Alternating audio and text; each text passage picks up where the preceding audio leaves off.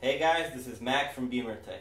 In today's video I'm going to show you how to install a CarPlay MMI PLUS in a BMW F30.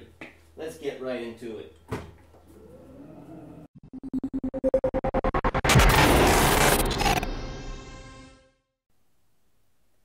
Here are all the CarPlay MMI PLUS kit parts. So the main plug-and-play harness for the radio, a new video screen cable, USB cable, and the module.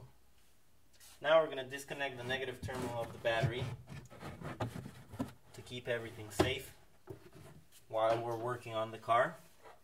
You only need a 10mm socket.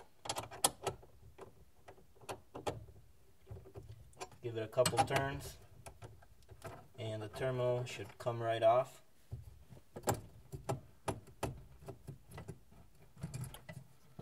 I'll put it away safely so that it doesn't pop back on. Now we can move to the interior of the car. Now we're in the car. I brought a blanket to cover the center console and all the parts are on the passenger seat. And we'll need to disassemble the dashboard area near the screen, the vents, the panel with the memory buttons and climate control to access the head unit and cables behind it. I'll start by removing this trim piece. Put it away, and now I'll tackle the air vent panel. I'll give it a firm pull.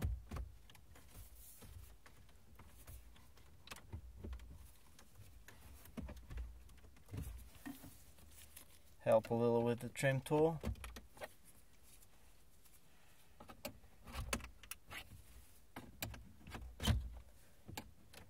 Make sure to clip out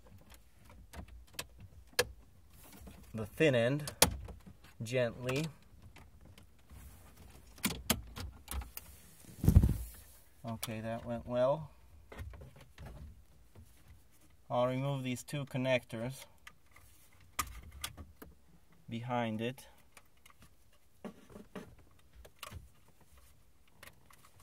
For better access so that the panel isn't dangling around when I'm working here. Put it away here. Okay, I'll grab the power screwdriver, let's call it.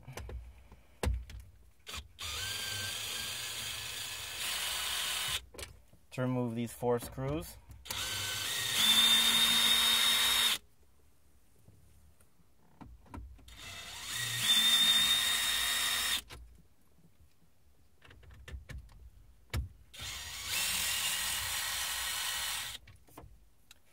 And also you'll find 2 screws holding the screen in, which we'll need to remove, but first I'll get rid of the AC panel. Disconnect this little 4-pin plug. I'll put the panel here. And now I'll try to unscrew these 2 Torx T20 screws. Making sure not to drop them.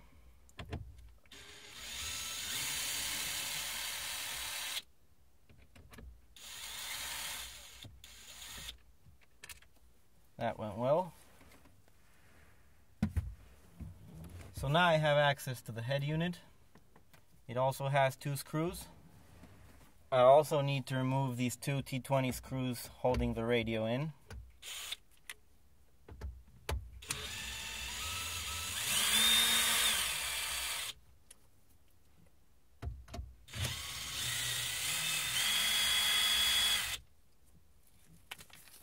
That should be all of the screws. I'll slide the radio out gently, place it here, and all we need to disconnect is this big connector, squarish in size. It's called a quad lock, and on some cars it also has an optical cable. This car doesn't. So if your car would have an optical cable right here in the corner, you would need to gently pry up on this tab, release the optical cable, and then reinsert it in the same spot in this one. Our car doesn't have it, so I can't do that, but I'll proceed to connect the quad lock plug and play harness for the MMI. Slides right into the head unit. I'll also need to remove the screen.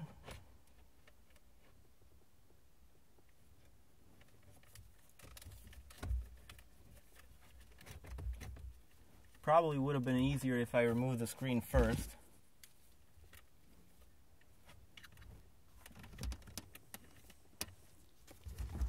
I'll help myself with a trim tool to slide out the screen connector, the screen cable, and I'll need to pull this cable to the inside of the radio cavity.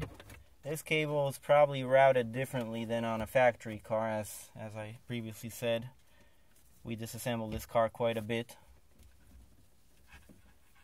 Okay, I'll get it out of here. I need this cable because we need to connect it to the LVDS2 port on the MMI. That's where it goes.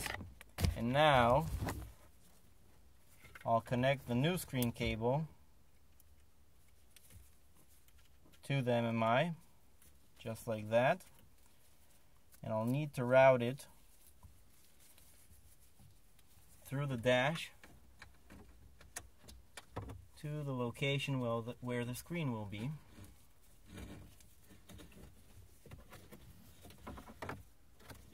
There's a lot of space here, so it's pretty easy. I'll just make sure that it doesn't get stuck on something, which it didn't.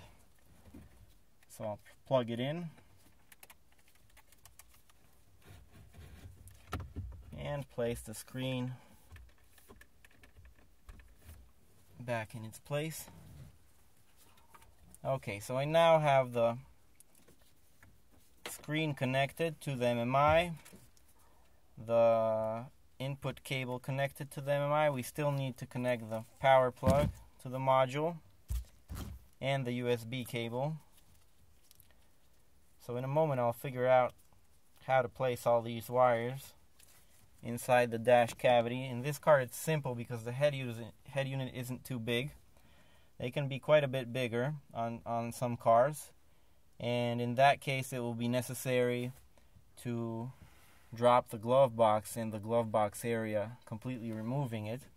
We'll put a link in the description of the video showing how to do that, because if there's not a lot of space in this cavity, the MMI will not have enough room to fit. But there is quite a bit of room.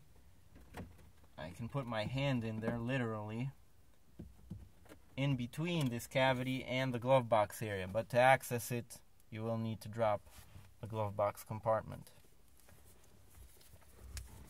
Okay, so I'll connect this USB cable here. And, well, actually now would be a good time to test run the kit. Check out if it works, if everything's connected right. So maybe we'll do that before we tidy up the dash. I'll just go to the trunk, reconnect the battery for a moment, and we'll see if it works. So I'll be right back. I reconnected the battery in the trunk, and there's one more important, very important step I wanted to describe. On the bottom of the MMI module, there's a quick reference guide which describes how to set up the dip switches. These are the dip switches. And what's important is that the on position is towards the bottom, towards the numbers. Of course, off is the opposite. So, according to this guide, I set up the dip switches for this vehicle as follows. For your car it might differ because BMWs are made with different kinds of head units, different screen sizes. So you have to have a look at the setup, and we'll put a link in the description with a more detailed guide for your reference. And once you set up the dip switches, it's always important to remember that power needs to be disconnected after making a change. So if something doesn't work and you need to adjust the dip switches, you can always disconnect the power plug, wait 5 seconds, and the settings after you reconnect it, they will take effect. So now that this is done, I'll hit the start button and press the menu button on the iDrive controller to enter the main menu. Grab an iPhone, connect it with an original Apple white cable, which is important because aftermarket cables don't always work. And let's see what happens. It works. So now we can proceed to reassemble the whole dashboard area. I'm back from disconnecting the battery. Now that we know everything works, it's going to be time to hide everything inside the dash. On this car it's pretty convenient because there's a lot of space. I'll begin by disconnecting the USB cable, and what I need to do is fish the cable, the USB cable, through this opening towards this area between the carpeting and this trim piece. So for that purpose, I have a giant zip tie. Some people use a piece of coat hanger that has been straightened out. It depends on the application, but for this one, a giant zip tie will work fine. I'll stick it in right here, right about where I want to fish it out. And it's very easy. Comes right through. You grab it with your hand, and here it is. Now I'll take the end of the zip tie and the USB socket, and I'll tape the two together.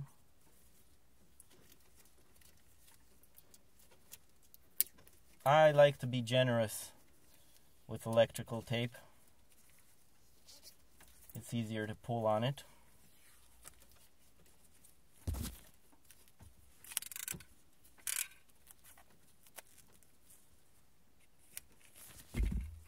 I'll leave a little piece here so that it's easy to remove it afterwards. And I'll slowly start pulling it through. You shouldn't have to use force to get it through. And I got it. So now that I have it, I'll reconnect it to the module. And I'll start hiding everything in the dash.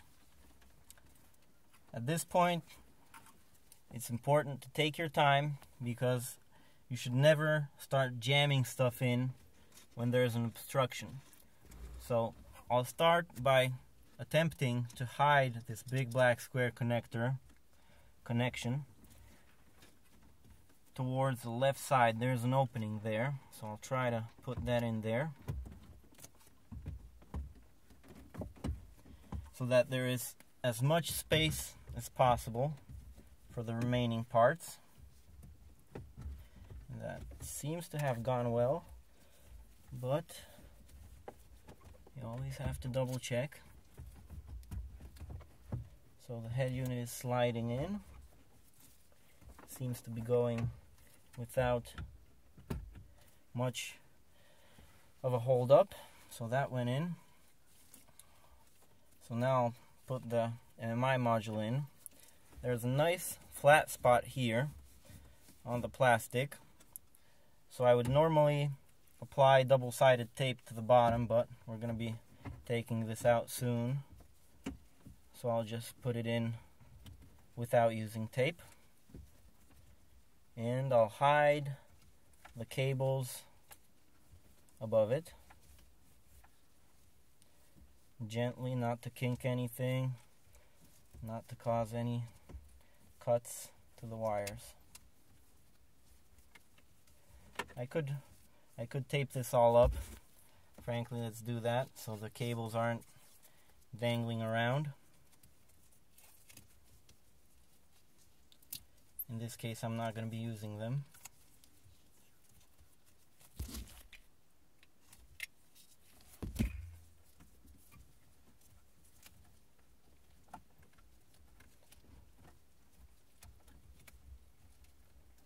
Okay, this should be fine. So now I can proceed to start reassembling the trim on the dash. I'll put in the screws into the radio.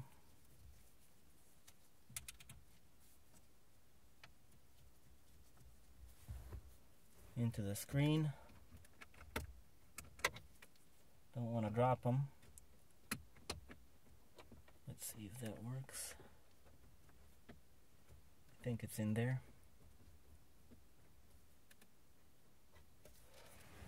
Maybe I'll proceed to immediately screw it in so that it doesn't fall out on me. Okay, it's going.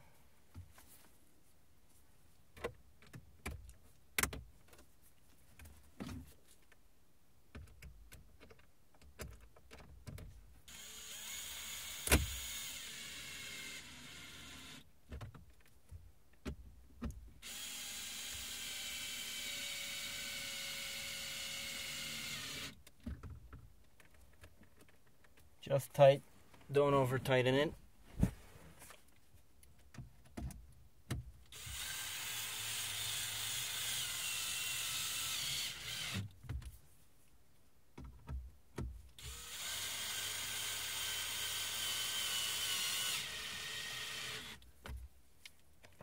Okay, the next step will be to reinstall the climate control panel. So I'll put the connector back in. Some cars might have backlight on this panel, so there might be a second connector.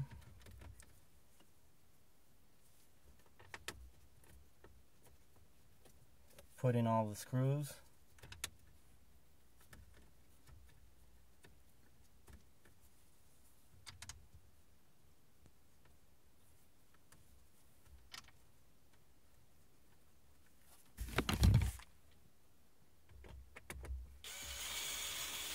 Tighten them down.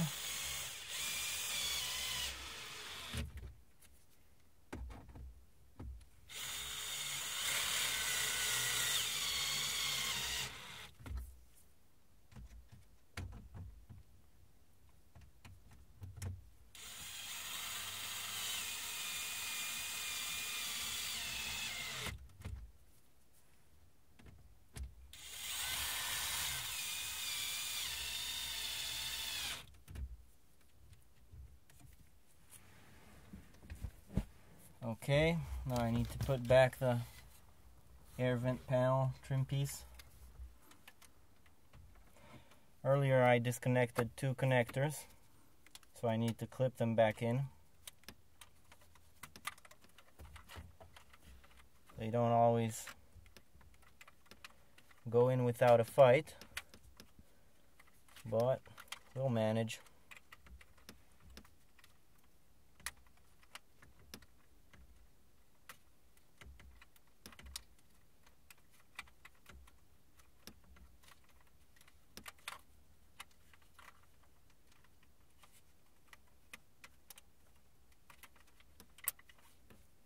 That's one.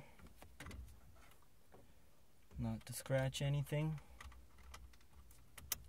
Okay, that's two. Align it in place. I'll make sure that the cables, so one of the cables wasn't in the correct spot. I need to center it so that it goes between the air vent ducts. Just gonna make sure. That should be fine. And I'll press it in.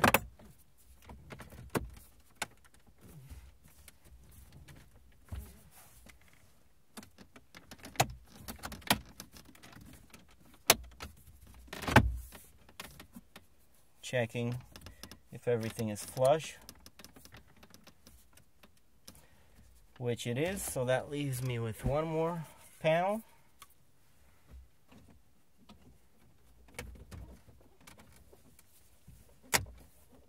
Okay, that's nice. So the dashboard is reassembled, and the last step is I'll remove the zip tie from the USB socket.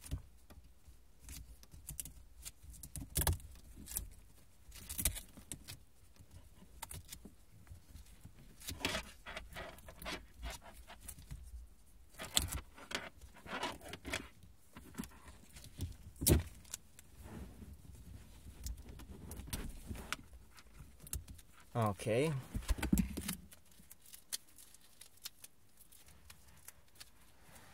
And I'll now connect the original Apple white cable to the socket. And I'll tuck it in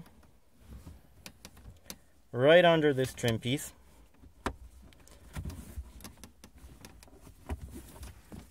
Along the way.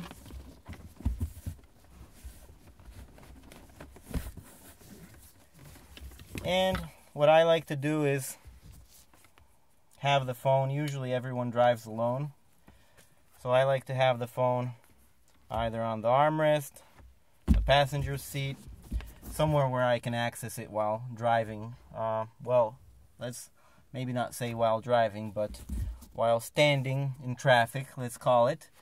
And yeah, it should work fine. So this seems to be finished. So I'll go to the trunk, reattach the battery, and we'll have another look at how everything works. We're back in the car after reconnecting the battery. So I'll fire up iDrive and we'll check if everything works. When you're pairing Apple CarPlay, the important part is to select aux input for audio, as our MMI uses the aux input. And here's a neat trick. If you get into this menu and click on it, you can adjust the sensitivity of the aux port input. So that way, it's not the main volume in iDrive, because the main volume still works, but it's an additional setting that if you find the volume through CarPlay is too low, you can adjust it. I'll leave it at 10.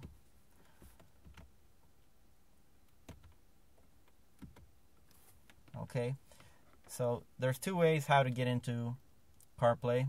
The preferred way is to press the number 8 button. It's faster.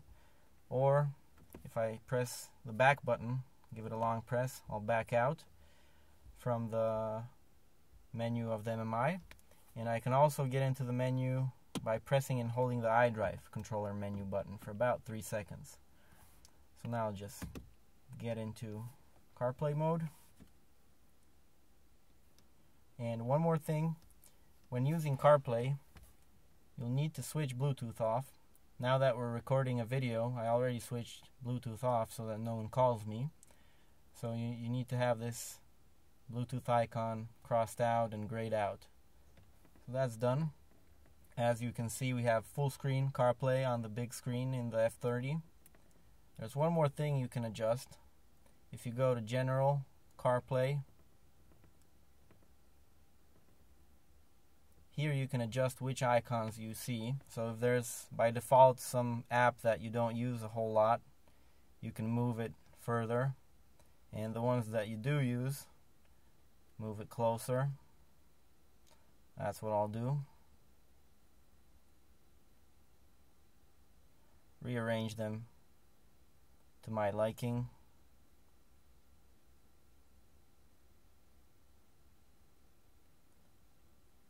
Whoever has OCD, you'll understand. So now it looks much better on the screen. And yeah, that's it. Now you can use it. So just toggle through the options, read messages, call people. That's it. In this comparison still, you can see that the CarPlay MMI PLUS is compatible with both panoramic and small screens in BMW F30s. It's also compatible with the big 10-inch screens on other BMWs like the F15 or F10.